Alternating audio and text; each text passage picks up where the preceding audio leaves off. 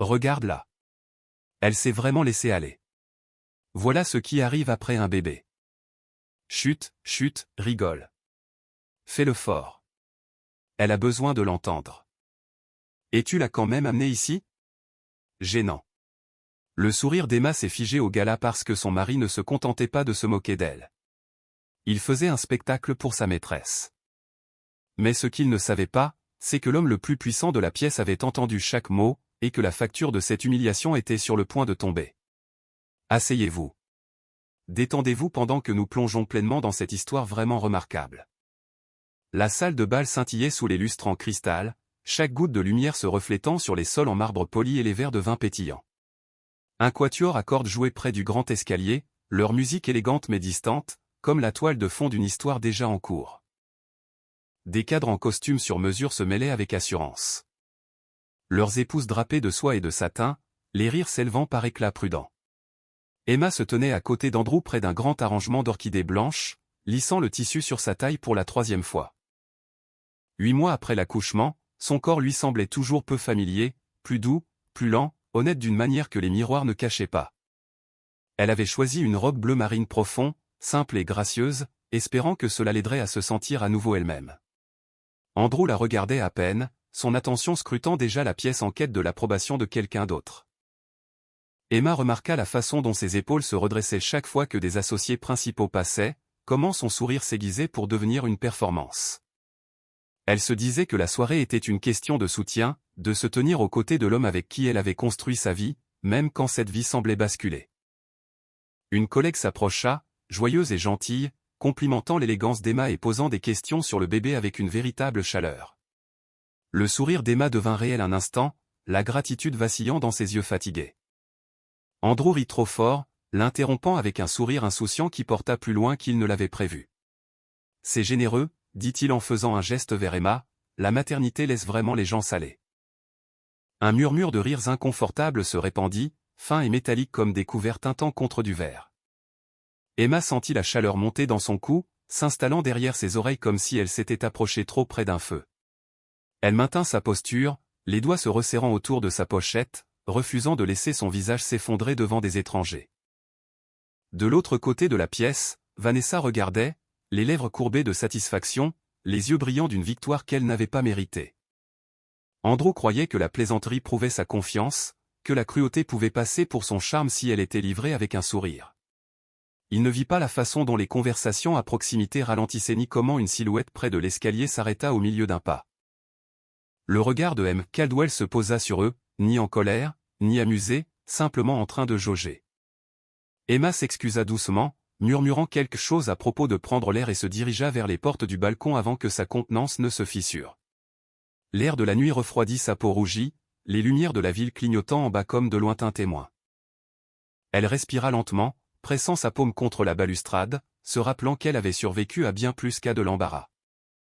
À l'intérieur, la musique continuait, les verres tintaient, les accords se murmuraient dans les coins, la vie inchangée pour tous les autres. Mais quelque chose de silencieux avait basculé, comme une ligne franchie qui ne pouvait être retracée. Emma essuya soigneusement le coin de son œil, refusant aux larmes la satisfaction de tomber. Elle se redressa, lissa ses cheveux, et retourna à l'intérieur avec une dignité qui semblait plus lourde que n'importe quelle robe. Andrew ne remarqua pas la force qu'il lui fallut pour revenir marcher à ses côtés. Il riait à nouveau, racontant déjà la blague, ignorant que la nuit avait commencé à écrire ses conséquences. Le besoin de validation d'Andrew s'était développé lentement, presque invisiblement, de la manière dont les fissures se forment derrière la peinture avant que les murs ne se fendent. Vanessa l'avait remarqué en premier, louant son ambition, nourrissant les insécurités qu'il n'avait jamais admises à Emma. Elle lui disait qu'il méritait plus d'admiration, plus de reconnaissance, plus d'excitation que ce que la vie domestique offrait. Chaque compliment s'accompagnait d'une critique d'Emma, toujours déguisée en inquiétude.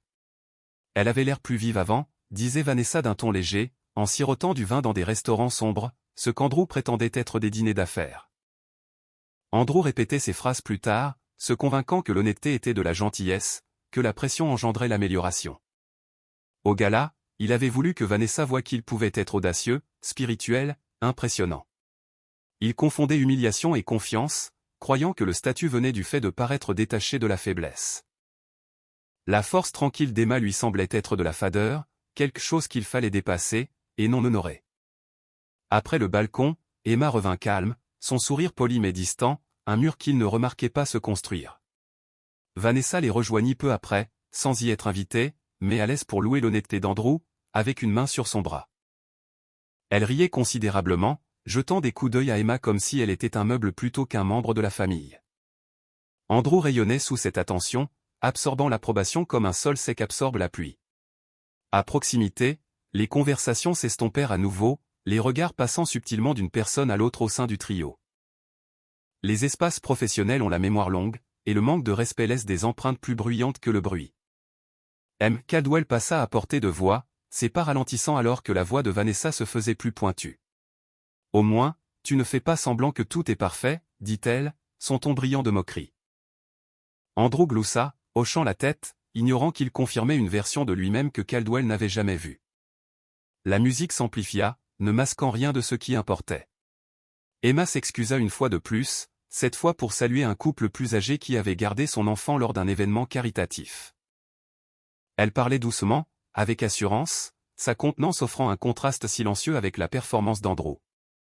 Caldwell observait, ne disant rien mais emmagasinant des impressions à la manière des leaders lorsque le caractère se révèle. Andrew se sentait triomphant, certain d'avoir gagné du terrain socialement.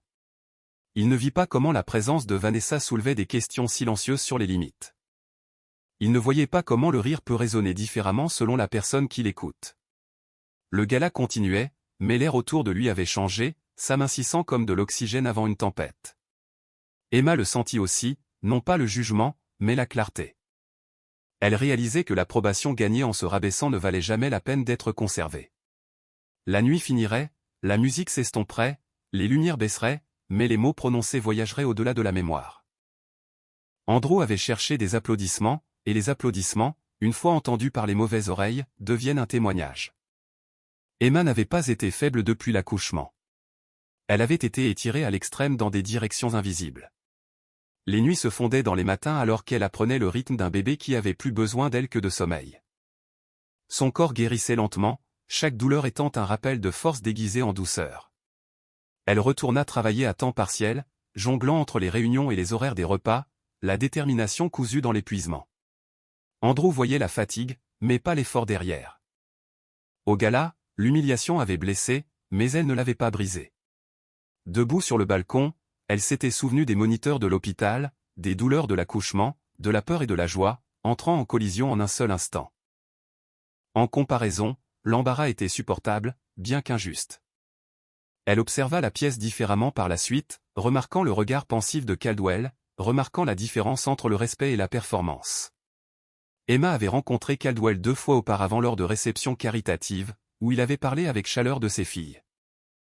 Elle comprenait qu'il valorisait la famille non pas comme une image, mais comme une fondation. Ce souvenir s'installa en elle comme un réconfort silencieux. Elle ne planifiait pas de vengeance, n'imaginait pas de scène de confrontation. Au lieu de cela, elle choisit l'observation, laissant la vérité se révéler d'elle-même sans qu'elle n'ait à forcer les choses. Le rire d'Andrew à l'intérieur semblait plus fort maintenant, presque fragile comme du verre frappé trop fort. Emma retourna aux conversations avec grâce, posant des questions sur les projets, les voyages, sur tout ce qui était stable. Les gens répondaient gentiment, sentant peut-être sa retenue. La force ne rugit pas toujours. Parfois, elle refuse simplement de s'effondrer. Emma sentit quelque chose basculer intérieurement, une frontière se formant là où la blessure était entrée.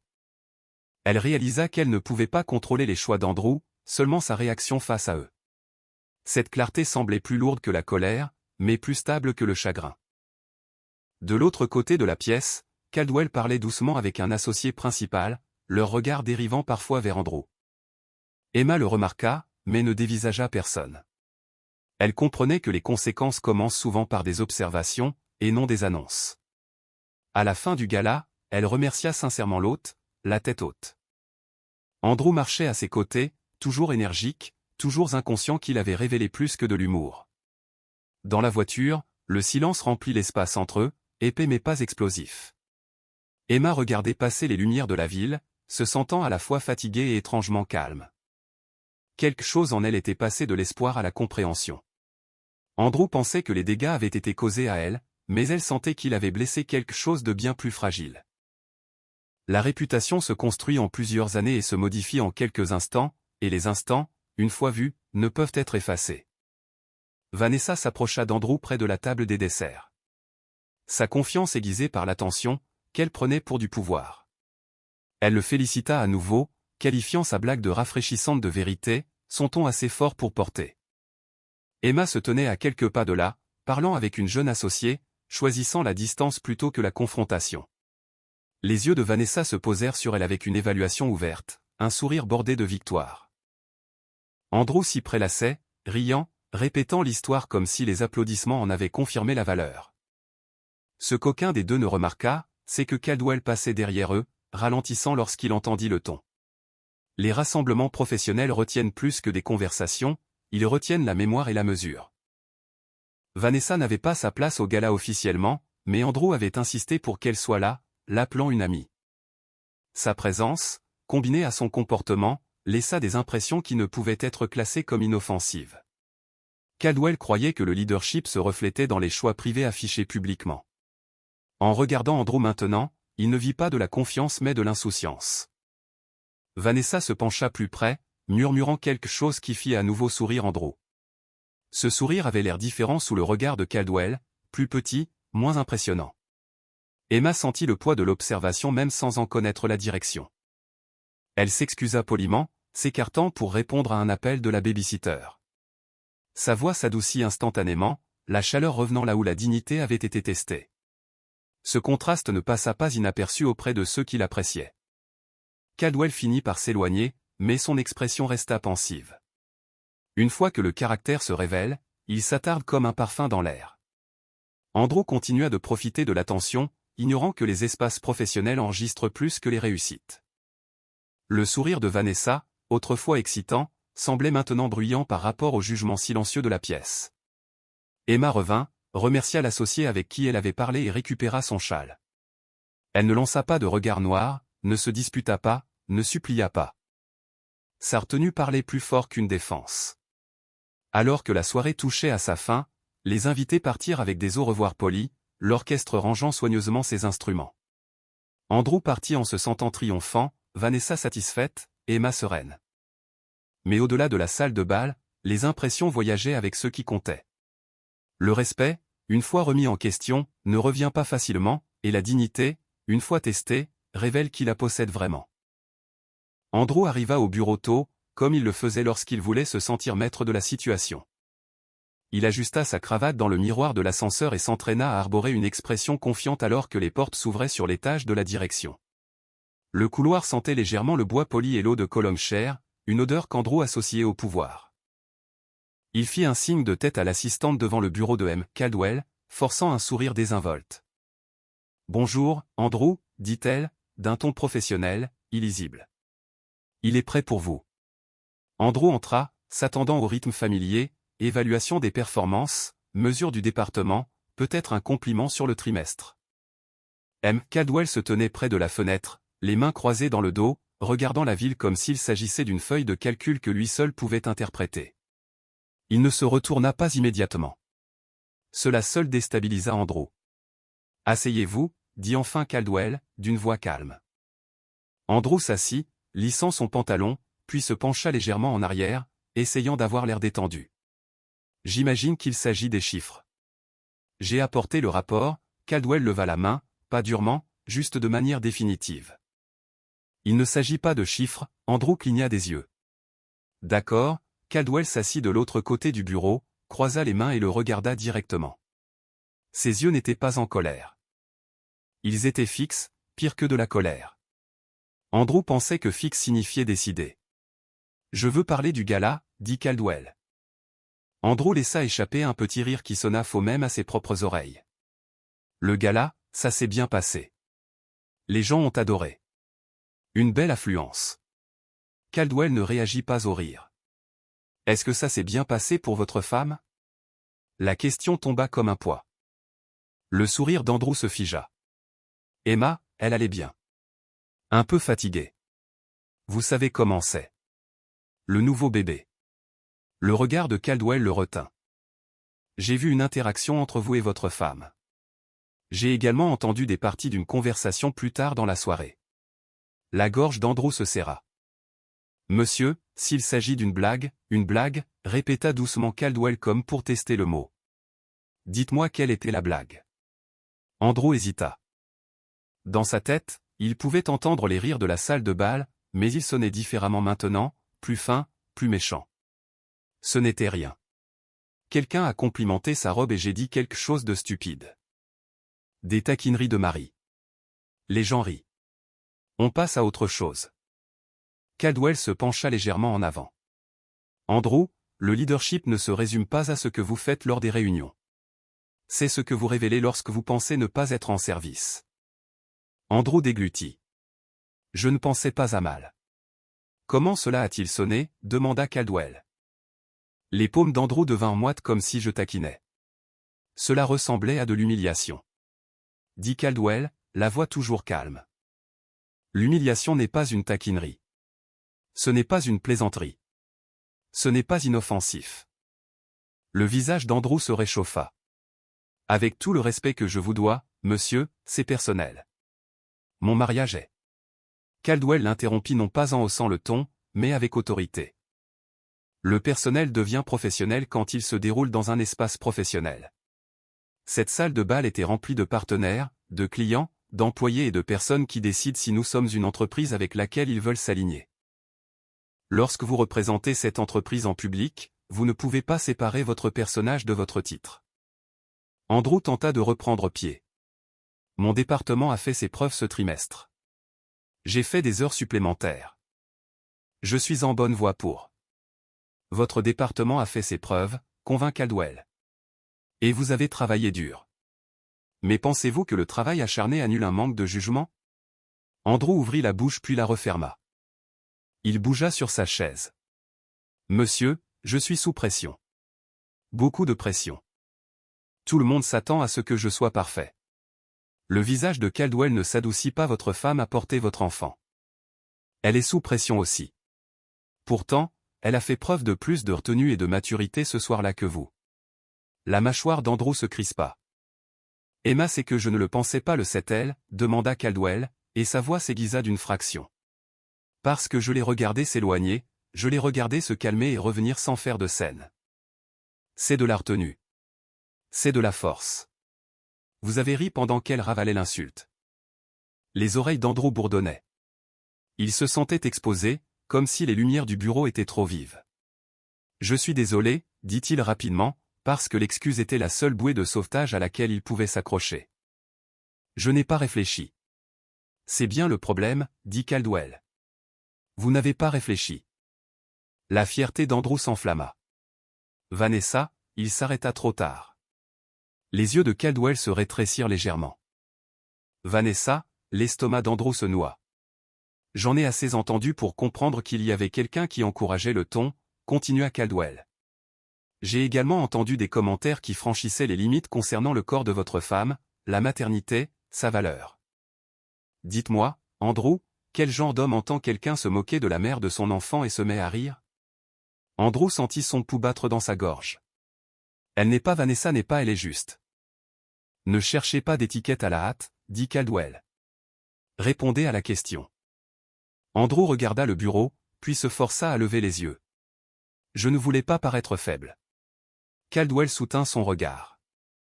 Alors vous avez choisi la cruauté. Le silence s'étira. Andrew essaya de respirer doucement, mais sa poitrine lui semblait serrée. Caldwell se leva et se dirigea vers une étagère, ramassant une photo encadrée. Il ne la montra pas à Andrew, mais Andrew vit le bord d'une photo de famille souriante. Caldwell la reposa délicatement. J'ai construit cette entreprise avec une croyance simple, dit Caldwell, en retournant s'asseoir. Les gens peuvent être formés pour acquérir des compétences. Ils ne peuvent pas être formés à la décence. La décence se choisit. La voix d'Andrew sortit plus faible. Je peux arranger ça. Caldwell acquiesça une fois, ce n'était pas un encouragement, juste une reconnaissance. Vous commencerez par comprendre ceci. Je ne tolère pas l'intimidation dans cette entreprise. Ni dans les couloirs, ni dans les réunions, ni lors d'un gala où l'on attend des gens qu'ils fassent preuve de leadership. Le visage d'Andrew se durcit. Alors qu'est-ce que c'est? Un avertissement? Les yeux de Caldwell restèrent calmes. C'est une évaluation. Je dois savoir avec quoi je travaille. La gorge d'Andrew devint sèche. Monsieur, s'il vous plaît. J'ai fait tout ce qu'on m'a demandé. Et maintenant je demande quelque chose de différent, répondit Caldwell. Je demande de la maturité. Andrew bougea à nouveau, luttant contre l'envie de discuter. Emma est sensible ces derniers temps. Les hormones post-bébé. Vous savez comment c'est. L'expression de Caldwell changea alors. Juste un peu, mais assez pour effrayer Andrew. Ne réduisez pas son expérience à un stéréotype, dit-il. C'était une autre ligne que vous avez franchie. La voix d'Andrew s'éleva malgré lui. On me juge sur mon mariage. On vous juge sur votre comportement, corrigea Caldwell. Et votre comportement reflète votre jugement. Si vous pouvez manquer de respect à votre femme publiquement pour impressionner quelqu'un d'autre, que faites-vous lorsqu'un employé subalterne commet une erreur? L'humiliez-vous aussi? Jouez-vous pour un public? Dirigez-vous avec votre ego au lieu de vos responsabilités? Les lèvres d'Andrew s'entr'ouvrirent. Aucune réponse ne lui vint qui ne le condamnerait pas. Caldwell se pencha en arrière. Cette conversation ne se terminera pas par un drame, Andrew. Elle se termine par de la clarté. Andrew agrippa les accoudoirs de la chaise. Qu'est-ce que ça veut dire? Cela signifie que vous serez surveillé de plus près, dit Caldwell. Votre conduite, votre discrétion, votre respect, pas parce que j'aime surveiller les gens, mais parce que la confiance n'est pas automatique. Elle se gagne. La voix d'Andrew baissa. Je comprends. Le regard de Caldwell resta fixe. Vraiment? Andrew acquiesça rapidement. Oui. Alors commencez à la maison, dit Caldwell, parce que le leadership commence là aussi. Andrew quitta le bureau les épaules tendues, ses pas plus marqués que d'habitude. Le couloir lui parut plus long. La descente dans l'ascenseur lui fit l'effet d'une lente plongée dans une réalité à laquelle il ne s'était pas préparé. Pour la première fois, les applaudissements qu'il avait recherchés au gala sonnaient comme une erreur tournant en boucle dans sa tête. Andrew s'assit dans sa voiture dans le parking, les mains sur le volant, sans tourner la clé. Les murs en béton autour de lui rendaient chaque respiration plus bruyante. Il repassa les mots de Caldwell en boucle, et à chaque fois, son esprit essayait de les déformer pour en faire autre chose. De la jalousie. Une réaction excessive. Un malentendu. Mais la fermeté dans les yeux de Caldwell ne le permettait pas.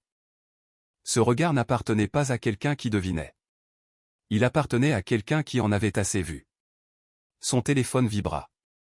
Le nom de Vanessa clignota sur l'écran. Il le fixa comme s'il s'agissait d'un défi, puis répondit. Et, dit-il, forçant un ton plus léger. La voix de Vanessa glissa par le haut-parleur, douce et certaine. Alors? Ton grand patron t'a-t-il félicité? T'a-t-il dit que tu étais l'avenir de l'entreprise? Andrew expira. Ça ne concernait pas le travail.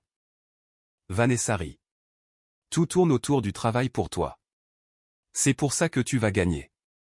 Il s'agissait du gala, dit Andrew. Un silence. Quoi à ce sujet? La mâchoire d'Andrew se serra. Caldwell a posé des questions sur Emma. Vanessa se moqua.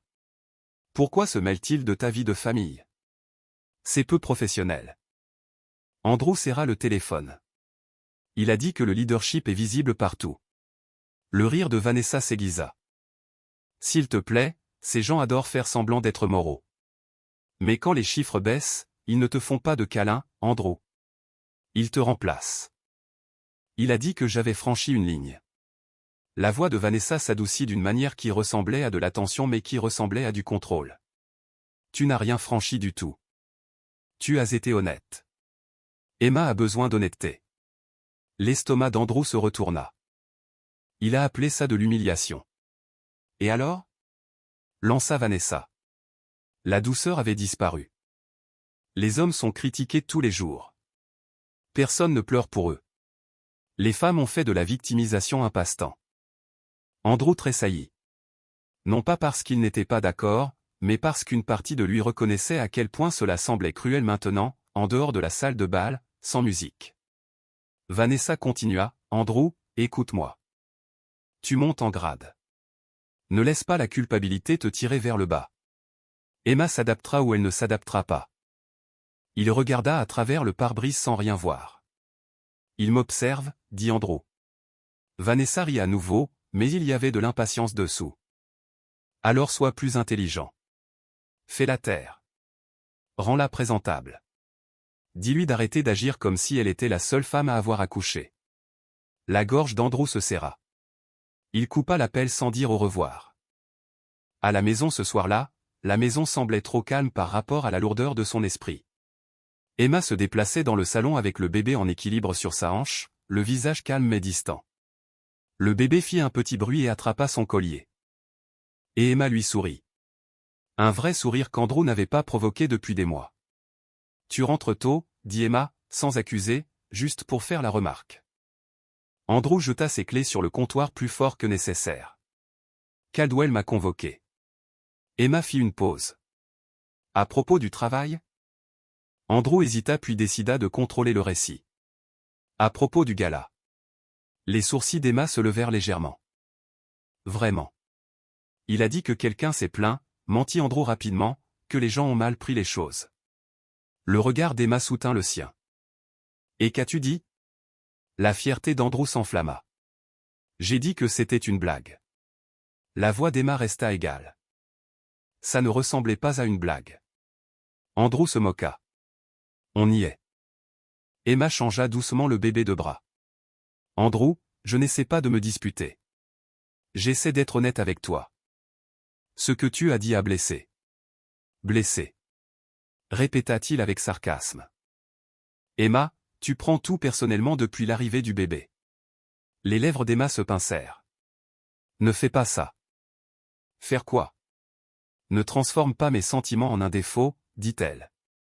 J'ai le droit de me sentir blessé quand mon mari m'humilie. La voix d'Andrew monta. T'humilies. Tu veux parler d'humiliation? Tu sais ce que c'est que d'être le type dont la femme se pointe avec l'air d'avoir baissé les bras? Emma cligna lentement des yeux comme si elle devait stabiliser son esprit avant de pouvoir répondre. J'ai abandonné quelque chose, dit-elle doucement. J'ai abandonné mon sommeil, mon confort, mon corps, mon énergie pour porter ton enfant. Andrew rit amèrement. Épargne-moi le discours. Les yeux d'Emma s'assombrirent, non pas de larmes, mais de clarté. Tu es en colère parce qu'on t'a interpellé, dit-elle. Pas parce que tu m'as fait du mal. Andrew s'approcha, menaçant de frustration. Tu ne comprends pas, je suis sous pression. Et moi aussi, répondit Emma, toujours calme. Mais je n'utilise pas la pression comme excuse pour te manquer de respect. Le visage d'Andrew se crispa. Vanessa dit. La tête d'Emma s'inclina légèrement. Vanessa. Le nom tomba dans la pièce comme une tasse qui se brise. Le bébé s'agita, sentant le changement, et Emma le fit doucement rebondir, l'apaisant avant de continuer. Alors c'est vrai, dit Emma, la voix basse. Pas dramatique, pas forte, juste certaine. Tu as répété ces paroles. Les yeux d'Andrew lancèrent des éclairs. Ne fais pas semblant d'être choqué. Tu as été froide pendant des mois. Emma inspira prudemment. J'ai été fatigué. Il y a une différence. Andrew craqua. Eh bien, peut-être que si tu prenais soin de toi, je n'aurais pas besoin d'eux. Emma leva une main. Arrête. Le seul mot le transperça. Andrew se figea, surpris par la fermeté. La voix d'Emma resta stable. Tu ne peux pas blâmer mon corps pour tes choix, dit-elle. Et tu ne peux pas me traiter comme si j'étais jetable parce que quelqu'un d'autre flatte ton ego. La mâchoire d'Andrew travailla. Et alors? Tu vas me menacer maintenant? Emma secoua légèrement la tête. Non. Je ne te menace pas, je te dis ce que je n'accepterai plus. Andrew la regarda fixement, à la recherche de larmes, de supplications, de la douceur familière qu'il pouvait écraser. Il n'en trouva aucune. Emma continua, je ne me tiendrai pas à tes côtés en public pendant que tu fais de moi la cible de tes blagues. Je ne te laisserai pas apprendre à notre enfant que le manque de respect est normal. Le visage d'Andrew rougit. Tu es dramatique. L'expression d'Emma ne changea pas. Non. Je suis lucide. Andrew essaya de reprendre le contrôle avec la colère. Alors qu'est-ce que tu veux? Des excuses? Des fleurs? Tu veux que je rampe? Emma le regarda longuement. Je veux que tu comprennes, dit-elle.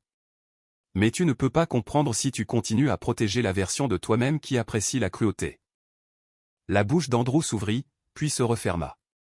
Il se détourna, furieux, parce que son calme à elle le faisait se sentir plus petit que n'importe quelle insulte ne pourrait jamais le faire. Cette nuit-là, il dormit à peine. Il resta couché à fixer le plafond pendant qu'Emma dormait dans la chambre du bébé, refusant de partager l'espace avec quelqu'un qui la traitait comme une cible. Andrew se dit qu'elle réagissait de manière excessive. Mais au fond de lui, une peur différente grandissait. Caldwell ne réagissait pas de manière excessive. Caldwell l'avait vu clairement, et une fois qu'un homme de pouvoir vous voit clairement, vous ne pouvez pas défaire l'image. Le lendemain matin, Emma bougea avec un but précis. Elle nourrit le bébé, prépara son petit sac pour la crèche, et posa une tasse de thé chaud sur le comptoir sans toucher le côté de la cuisine d'Andrew. Andrew l'observa depuis l'embrasure de la porte, l'irritation bouillonnant, mais sous elle, il y avait autre chose. De l'incertitude. Il ne savait pas comment gérer son silence quand ce n'était pas des larmes. « Tu m'ignores maintenant » demanda-t-il. Emma ne leva pas les yeux immédiatement. Elle essuya lentement le comptoir, puis se tourna. « Je choisis la paix, dit-elle. Ce n'est pas t'ignorer. » Andrew se moqua. « La paix. C'est ça, tu me punis. » Le regard d'Emma resta fixe. « Andrew, je ne joue pas à des jeux. Je ne complote pas. Je n'essaie pas de gagner. » Elle fit une pause, puis ajouta. « J'essaie de survivre à cette maison avec ma dignité intacte. » Les mots atterrirent plus durement que des cris ne l'auraient fait. Le visage d'Andrew se crispa. « Donc je suis le méchant maintenant. » Emma souleva doucement le bébé et embrassa son front. « Je ne t'insulte pas, répondit-elle. Je décris ton comportement. » Andrew s'approcha. « Tu veux décrire un comportement? Décris le tien.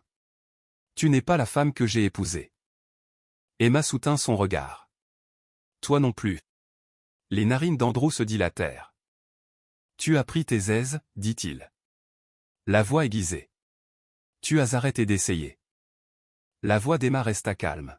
« Je n'ai pas arrêté d'essayer. J'ai commencé à tout donner à une nouvelle vie que nous avons créée. Tu m'as regardé faire. Tu en as profité. Et puis tu t'es moqué de moi pour les preuves que ça a laissées. » La bouche d'Andrew se tordit. « Tu veux toujours rendre les choses dramatiques. » « C'est dramatique, dit Emma, parce qu'il ne s'agit pas juste d'une blague lors d'un gala. Il s'agit de la façon dont tu me vois. » Le téléphone d'Andrew vibra sur le comptoir. Il jeta un coup d'œil à l'écran et son visage changea. Emma remarqua. « Qu'est-ce que c'est » demanda-t-elle. Andrew hésita, puis attrapa le téléphone. L'objet du message fut visible pendant une demi-seconde. Demande de réunion. Ressources humaines incluses. Il déglutit. Rien. Les yeux d'Emma se rétrécirent légèrement. Andrew. Il se détourna, marchant vers le couloir comme si la distance pouvait le protéger. C'est le travail, dit-il par-dessus son épaule. Emma ne lui courut pas après.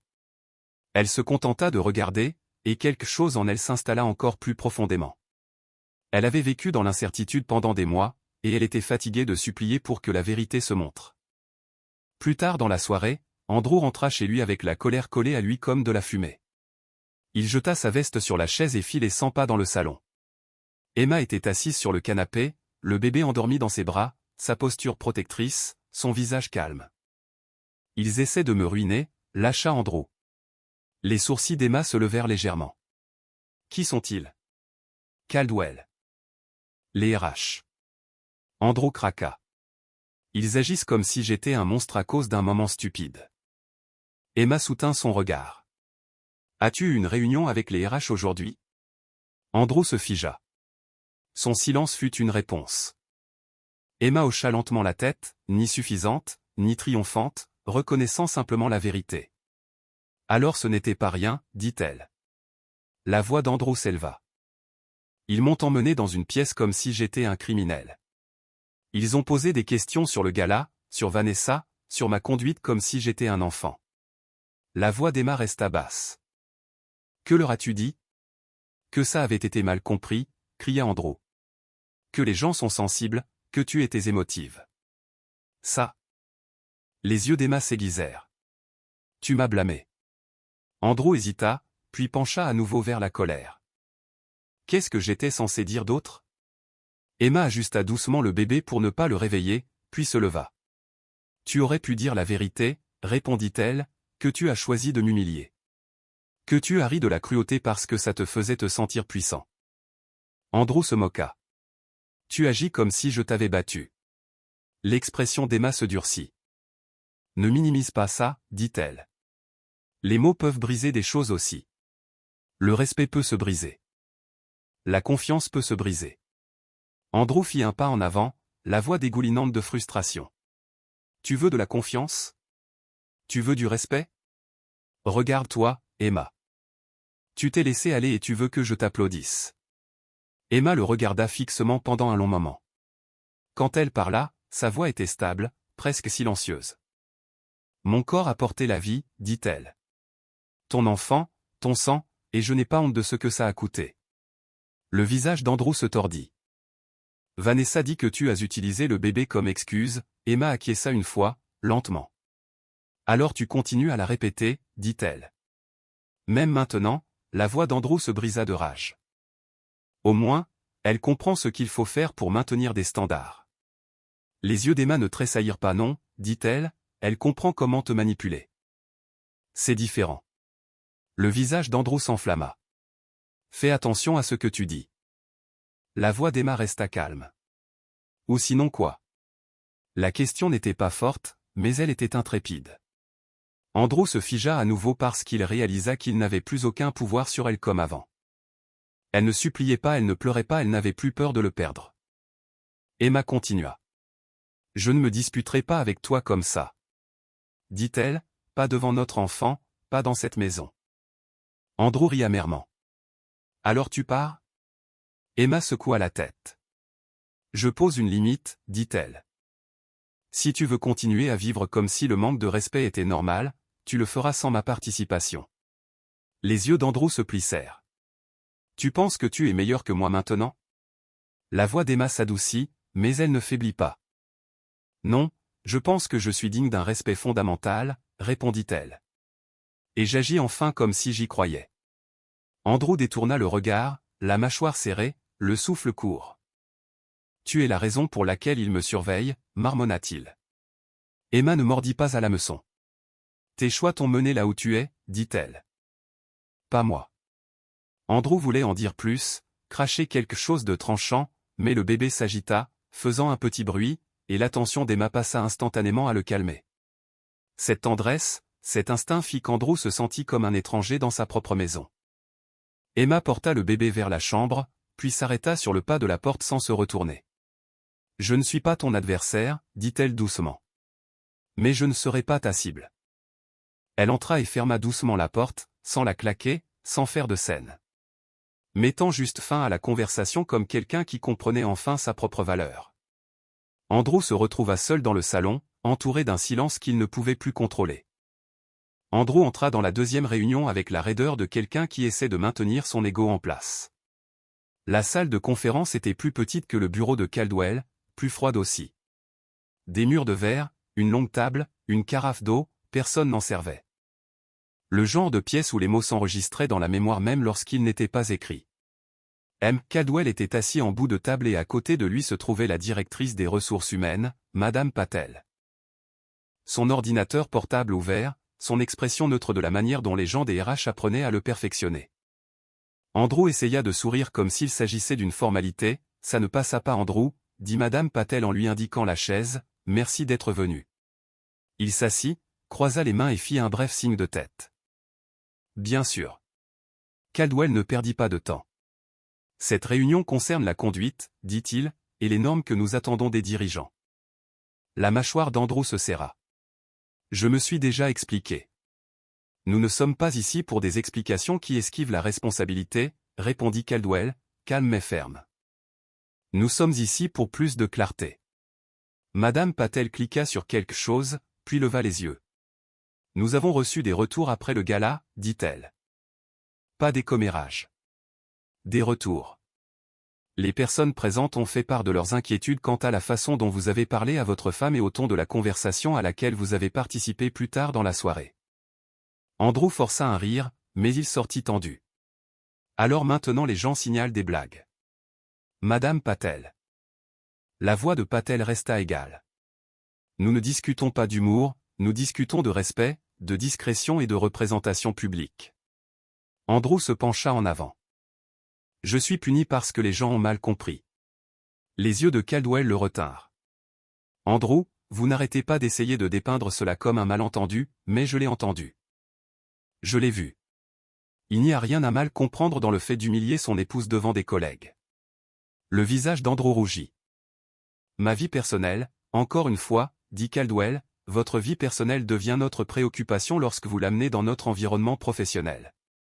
Madame Patel croisa les mains. Ce n'est pas un licenciement, dit-elle, anticipant sa peur.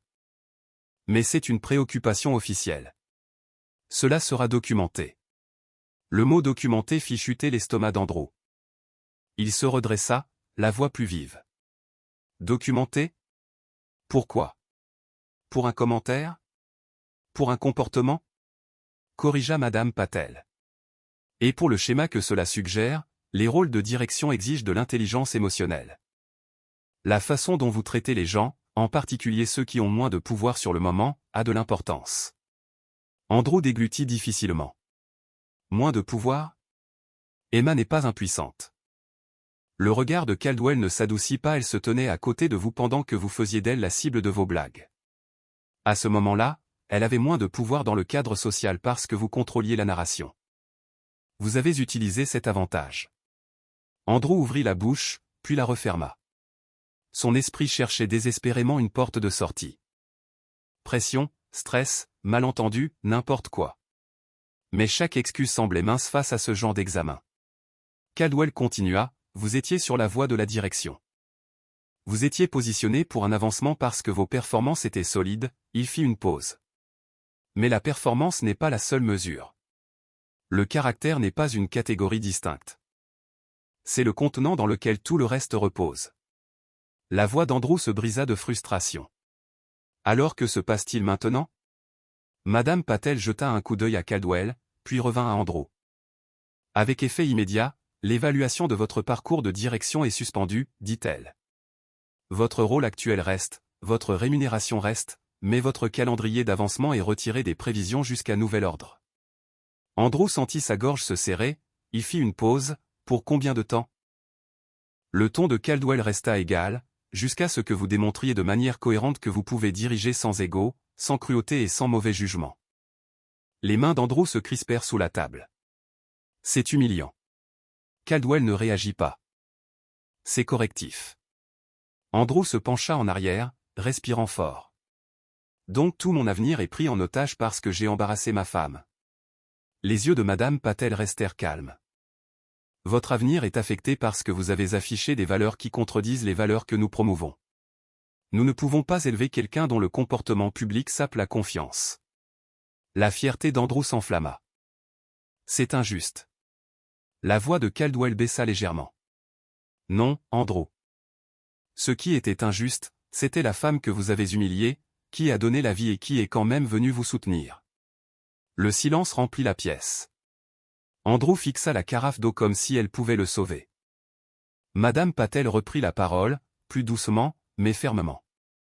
Nous vous recommandons également de participer à un programme de coaching pour cadres, dit-elle. Ce n'est pas une punition. C'est un soutien. Le rire d'Andrew fut amer. Un soutien. C'est une chance, répondit Caldwell. Et vous devriez la prendre au sérieux. Andrew repoussa un peu sa chaise, essayant de reprendre le contrôle par sa posture. Et qu'en est-il de Vanessa? Le nom sortit avant qu'il ne puisse l'arrêter. À moitié par colère, à moitié par désespoir. Les yeux de Caldwell ne sillèrent pas. C'est votre décision personnelle, dit-il.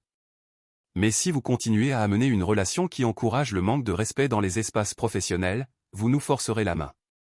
Andrew se leva trop vite, la chaise raclant faiblement. Donc on m'avertit. Caldwell se leva également, nullement intimidé. On vous tient pour responsable. Andrew quitta la réunion avec l'impression que les murs du bâtiment étaient trop proches. Il passa devant des collègues qui souriaient poliment, ignorant les mots exacts, mais sentant peut-être quelque chose. Le pire n'était pas qu'il ne soit pas renvoyé. Le pire était qu'il ne pouvait pas transformer ça en un retour héroïque. C'était une conséquence silencieuse, le genre qui s'installait dans votre vie et ne la quittait pas sur le chemin du retour. Il appela Vanessa. Elle répondit à la deuxième sonnerie, l'air enjoué. « Bébé, dis-moi qu'ils se sont excusés de t'avoir fait perdre ton temps. » La voix d'Andrew était tranchante. « Ils ont gelé mon parcours. » Une pause. « Comment ça gelé ? » « Ils ont supprimé mon calendrier d'avancement. » Il craqua. « Ils m'observent, coaching, documentation. » Le ton de Vanessa changea instantanément. « C'est ridicule. » « C'est ce qui se passe, » dit Andrew. Maintenant Vanessa expira, irritée. « Et alors ? Tu y arriveras quand même. Fais juste profil bas. »« Ce n'est pas qu'une question de temps, » dit Andrew. « C'est de la crédibilité. C'est de la réputation. » Vanessa resta silencieuse, puis dit, « C'est pour ça que je t'ai dit de faire attention. Tu aurais dû garder ça privé. » Les yeux d'Andrew se plissèrent. « Privé ? » « Oui, » dit-elle rapidement. « Tu as rendu ça trop visible. Les gens adorent le drame. » Andrew agrippa le volant. « C'est toi qui riais. C'est toi qui poussais. » Sa voix se refroidit. « Ne me blâme pas pour ton manque de contrôle. » Cette phrase brisa quelque chose. Andrew réalisa qu'il s'attendait à du réconfort et qu'il avait obtenu une stratégie à la place. Il se gara dans l'allée avec la colère bourdonnant dans ses veines comme de l'électricité. Et quand il entra dans la maison, il la transporta avec lui. Emma était dans la cuisine, coupant des fruits pour le goûter de la crèche du bébé. Ses mouvements étaient calmes, habitués. Elle leva les yeux une fois. « Tu rentres encore tôt. » Andrew jeta ses clés. « Ils l'ont fait, » dit-il. La voix rauque. « Ils ont gelé mon parcours. » Emma ne haleta pas, elle ne sourit pas. Elle cligna simplement des yeux une fois. « D'accord. » dit-elle. La frustration d'Andrew monta en flèche. « C'est tout ce que tu trouves à dire ? » D'accord. Emma posa le couteau doucement. « Que veux-tu que je te dise ? » demanda-t-elle doucement. « Je veux que tu comprennes ce que cela m'a coûté. » Le regard d'Emma resta fixe.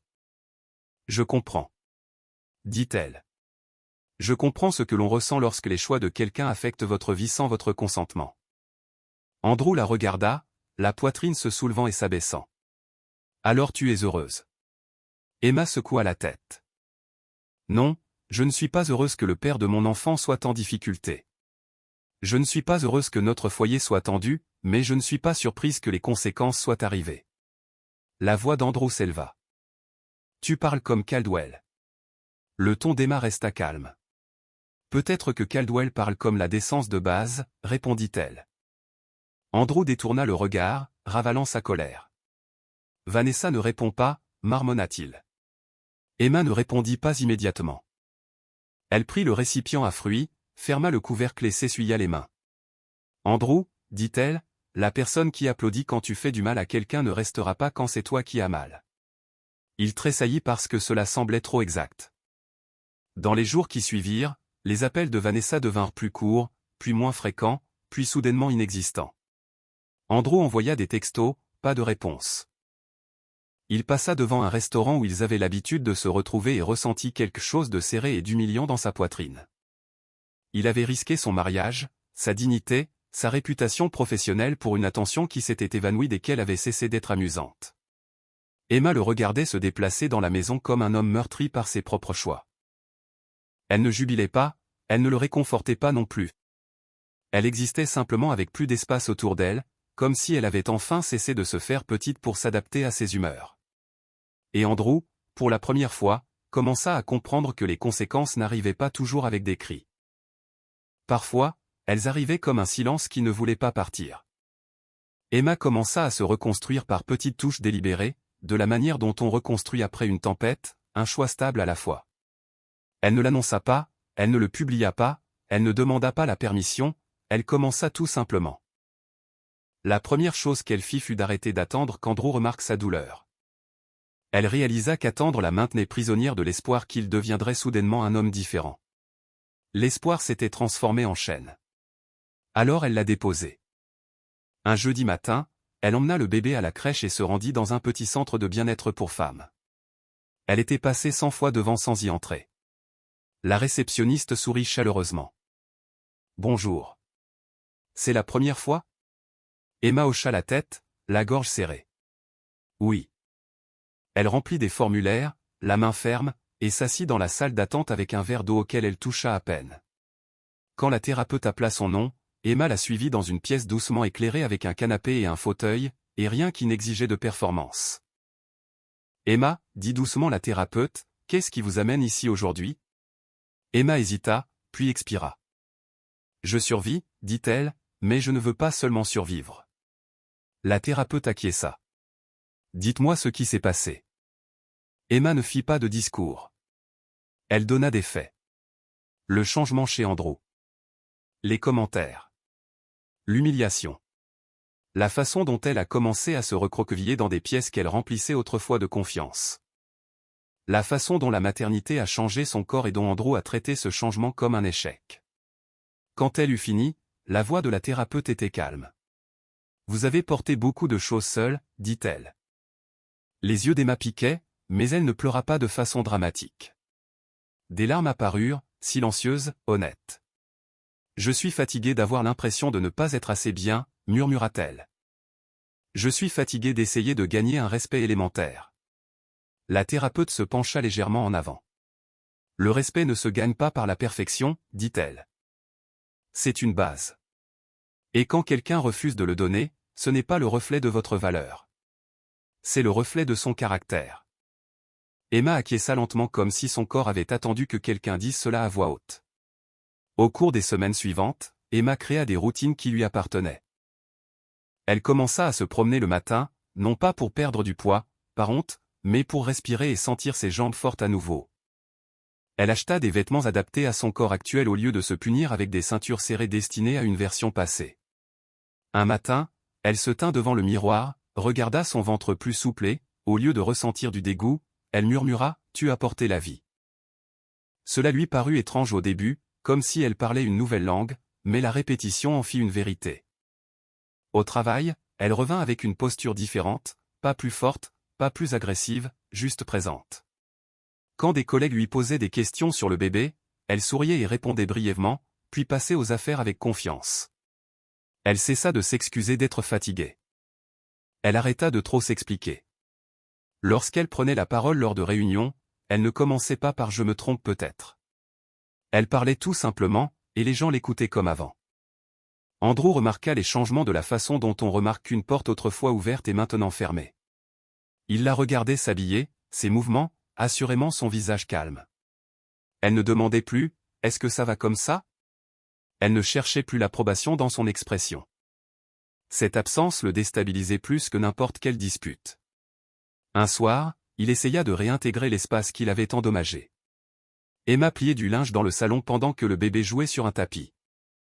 Andrew s'attarda près de la porte, les mains dans les poches. « Tu es différente ces derniers temps, » dit-il. Emma continua de plier. « Différente comment ? Comme si tu n'avais pas besoin de moi, » admit Andrew, et les mots résonnèrent comme quelque chose qu'il ne voulait pas dire. Emma leva les yeux, ni froide, ni claire. « J'ai besoin de paix, » dit-elle. « J'ai besoin de respect. J'ai besoin de stabilité pour notre enfant. Si ces choses viennent de toi, c'est bien. Si ce n'est pas le cas, j'en ai toujours besoin. » Andrew déglutit. « J'essaie, » dit-il. Emma étudia son visage. « Tu essaies quoi, Andrew ?» Il hésita. « J'essaie d'arranger les choses. » La voix d'Emma resta douce. « Arranger quoi ?» Le regard d'Andrew se détourna. « Tout. » Emma acquiesça une fois. « Alors commence par l'honnêteté, » dit-elle. « Pas par la performance. » Ce mot le frappa. Performance. C'était ce que Caldwell avait également souligné. Andrew s'assit au bord du canapé, se frottant les mains. « Je ne pensais pas que ça irait aussi loin, » marmonna-t-il. Emma reprit son pliage.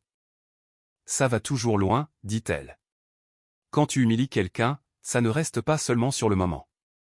Ça change la façon dont cette personne se perçoit. Ça change la façon dont elle te voit. La voix d'Andrew baissa. Vanessa est partie. Emma ne réagit pas comme il s'y attendait. Elle n'eut pas l'air triomphante, elle acquiesça simplement. Je sais, dit-elle. Comment? Le regard d'Emma était fixe. Parce que les gens qui aiment le pouvoir ne restent pas pour assumer leurs responsabilités, répondit-elle. Les épaules d'Andrew s'affaissèrent. Elle m'a bloqué, dit-il, comme une confession. Emma s'arrêta de plier pendant une seconde, puis continua.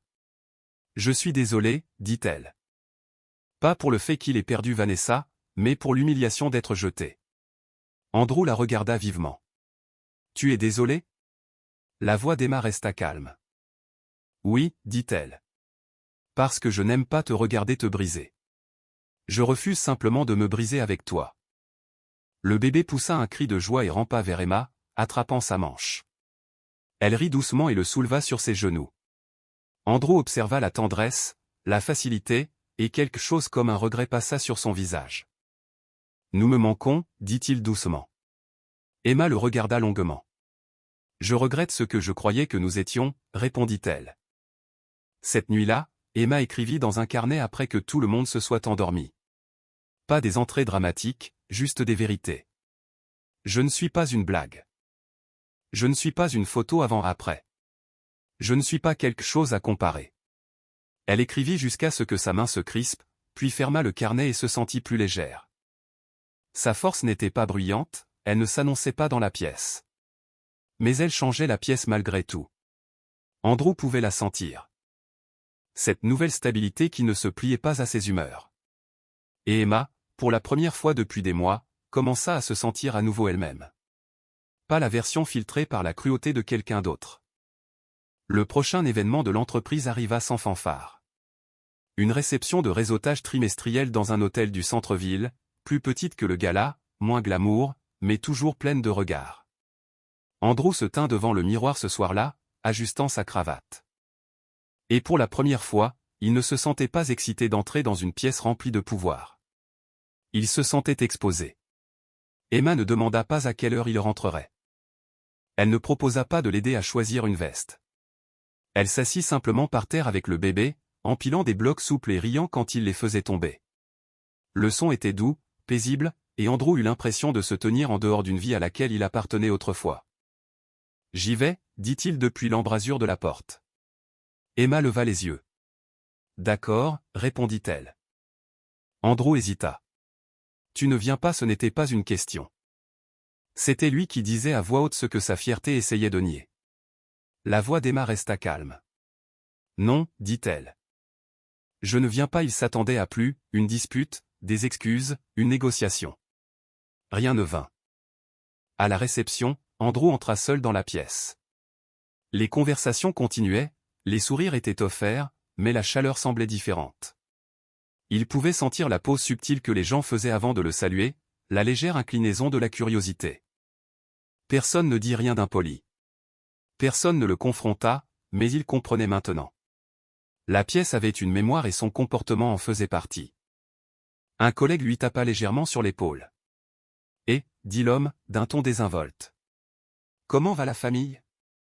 La bouche d'Andrew devint sèche. « Bien, répondit-il rapidement. Le collègue hocha la tête, mais ses yeux n'y crurent pas totalement. « Bien, dit-il, puis s'éloigna. Andrew se tenait près du bar, tenant un verre dont il ne voulait pas. Il regarda un directeur principal présenter sa femme à un client avec fierté. La femme souriant poliment, incluse, respectée. Andrew se souvint de la façon dont Emma s'était tenue à côté de lui au gala, faisant de son mieux, et comment il l'avait traitée comme un fardeau. La honte monta, épaisse et amère parce que maintenant il comprenait. Ce n'était pas seulement qu'il l'avait blessé. C'était qu'il s'était révélé. Caldwell s'approcha de lui plus tard, pas de façon dramatique, s'avançant simplement comme un homme qui ne craignait pas les conversations. « Andrew, dit Caldwell, monsieur. » Répondit Andrew, raide. Caldwell l'étudia brièvement. « Comment allez-vous » Andrew faillit mentir. L'ancien Andrew l'aurait fait, mais sa gorge se serra et il entendit la voix d'Emma dans sa tête. Commence par l'honnêteté, pas par la performance. Je ne vais pas bien. Admis doucement Andrew. Caldwell hocha la tête une fois. Bien, dit-il. Andrew cligna des yeux. Bien. Le ton de Caldwell resta calme. Si vous alliez bien après avoir blessé votre famille et ruiné votre crédibilité, ce serait un problème bien plus grave, dit-il. L'inconfort est souvent le début du changement. Andrew déglutit difficilement. Je ne pensais pas que ça me suivrait comme ça. Les yeux de Caldwell restèrent fixes. Tout vous suit, dit-il, surtout ce que vous faites quand vous pensez que personne d'important ne regarde. Andrew baissa les yeux. J'essayais d'impressionner la mauvaise personne, dit-il, la voix basse. Caldwell ne jubila pas alors apprenez, répondit-il, parce que vous ne pouvez pas diriger les autres si vous n'avez pas appris à vous diriger vous-même. Après que Caldwell se soit éloigné, Andrew resta immobile pendant un long moment. La pièce continuait de bourdonner, des rires, des tintements de verre, des échanges de cartes de visite. Mais Andrew avait l'impression de regarder la vie à travers une vitre. Il réalisa qu'il avait poursuivi une version du pouvoir qui exigeait que quelqu'un d'autre soit plus petit. Et maintenant, cette version du pouvoir lui avait coûté le respect même qu'il souhaitait. À la maison, Emma endormit le bébé et s'assit à la table de la cuisine avec une tasse de thé. La maison était calme, mais ce n'était plus le genre de calme douloureux. C'était le genre calme apaisant. Elle ouvrit son carnet et écrivit une seule phrase, « La paix est la preuve que je me suis choisi ».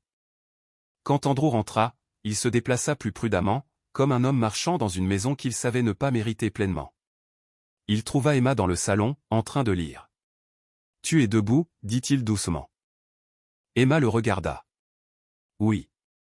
Andrew se tenait là, les mains le long du corps, ne sachant pas comment parler. Finalement, il dit, « Caldwell m'a parlé. » Emma acquiesça. « D'accord. » La voix d'Andrew se brisa légèrement. Il a dit que l'inconfort est le début du changement. Emma ferma doucement son livre. « Est-ce le cas » demanda-t-elle, non pas pour le défier, mais juste pour lui demander de réfléchir. Andrew déglutit, « Je crois que oui. » Admit-il. Je n'avais pas réalisé à quel point j'avais l'air répugnant ce soir-là. Emma le regarda. « Tu n'avais pas réalisé » répéta-t-elle doucement. Andrew hocha la tête, la honte dans les yeux. Je n'arrêtais pas de me dire que c'était une blague, mais ce n'était pas le cas. C'était moi qui essayais d'avoir l'air important. Le visage d'Emma ne s'adoucit pas pour se transformer en un pardon instantané. Il resta simplement honnête. Et j'en étais le prix, dit-elle. Les yeux d'Andrew brillèrent. Oui, murmura-t-il. Le silence s'installa. Pas hostile, juste réel. Emma reprit la parole. La voix ferme. Andrew, je ne vais pas prétendre qu'une seule conversation répare ce que tu as brisé, dit-elle. Mais je dirai ceci, j'ai fini de me faire petite. J'ai fini de supplier pour être bien traitée. Quoi qu'il arrive ensuite, je ne redeviendrai pas celle que j'étais quand j'ai accepté qu'on me manque de respect. Andrew acquiesça, déglutissant difficilement. Je comprends, dit-il. Emma soutint son regard. Vraiment ? Les épaules d'Andrew tombèrent. J'essaie, répondit-il. Je ne veux pas que notre enfant grandisse en pensant que c'est normal. La voix d'Emma resta calme. Alors ne le rends pas normal, dit-elle. Au cours des semaines suivantes, Andrew montra de petits changements. Il parlait moins et écoutait plus. Il ne faisait pas de commentaires sur le corps d'Emma. Il ne lui jetait pas sa frustration au visage comme une arme. Il assista aux séances de coaching que Caldwell exigeait. Et pour la première fois, il entendit des vérités difficiles sans les transformer en excuses. Il trébuchait encore, avait encore des moments de sur la défensive. Mais l'arrogance qui l'animait autrefois s'était fissurée. Emma ne se précipita pas pour reconstruire la romance. Elle reconstruisit des limites. Elle reconstruisit la confiance en elle. Elle se concentra sur les rires du bébé, sur sa propre santé. Sur la force tranquille qu'elle avait découverte en elle-même. Elle apprit que la valeur n'est pas quelque chose que l'on négocie après que quelqu'un ait essayé de l'enlever. C'est quelque chose que l'on porte, même quand les gens ne l'honorent pas. Des mois plus tard, quand Emma repensait au gala, elle ne le voyait pas comme la nuit où elle avait été ruinée. Elle le voyait comme la nuit où elle s'était réveillée. L'humiliation avait fait mal, oui. Mais elle avait aussi exposé ceux qui avaient besoin de l'être. Andrew avait appris que le manque de respect ne rend pas puissant. Cela vous rend petit devant les personnes qui comptent.